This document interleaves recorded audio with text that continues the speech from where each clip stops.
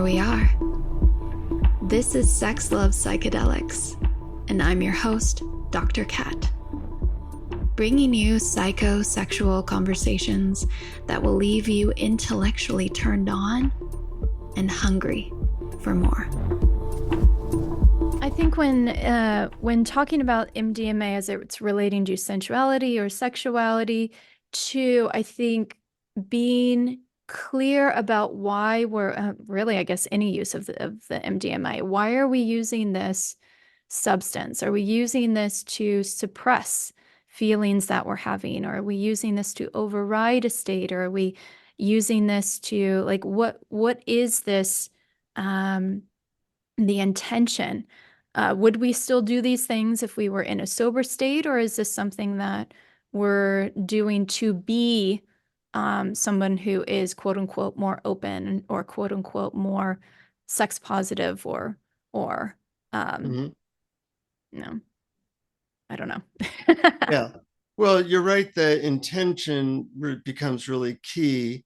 And in my book, Ecstasy as Medicine, I talk about, doing it with a partner and you can have intention just to have a good time. Mm-hmm. Or you can have an intention to improve the communication in your relationship or improve the sexuality in your relationship. But it's good for both partners to be clear about their boundaries or about what their intention is or what they hope to get out of it.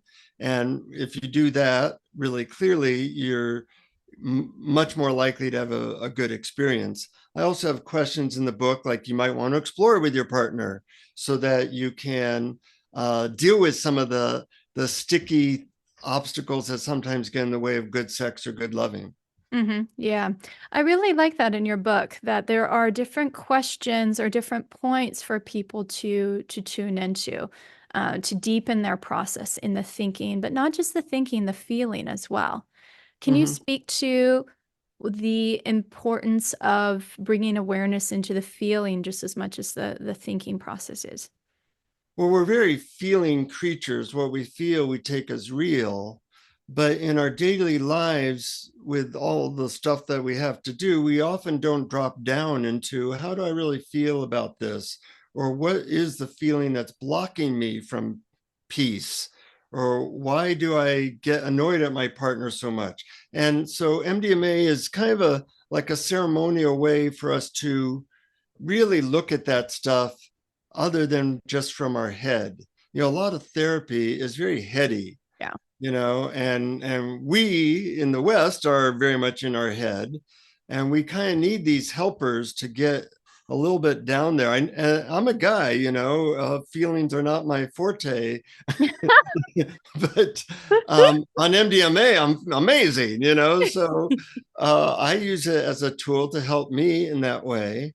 And I have a funny story about my parents along this line. They were wondering why I was so enthusiastic about this medicine, this drug. And I said, well, the only way to really know is if you take it. And they said, well, yeah, we'd be willing to take it. So I gave them some medicine and gave them some instructions about how to take it.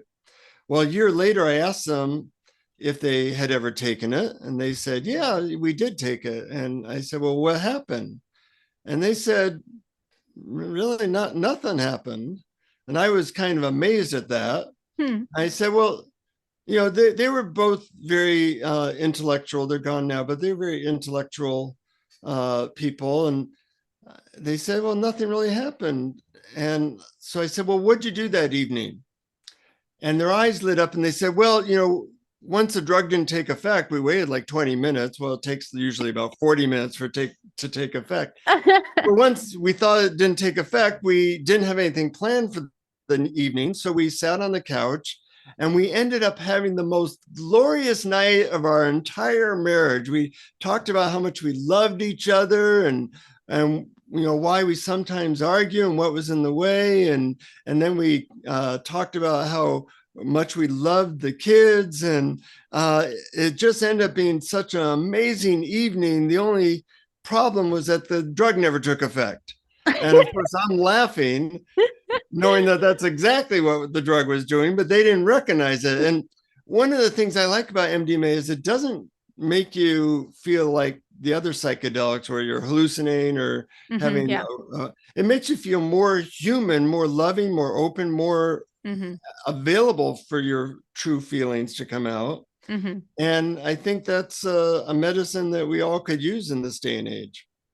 Yeah, it's like I think they call it an intactogen sometimes, like being Mm-hmm. intact with the feeling parts, your body, not shooting out of it, but being deeply present with it.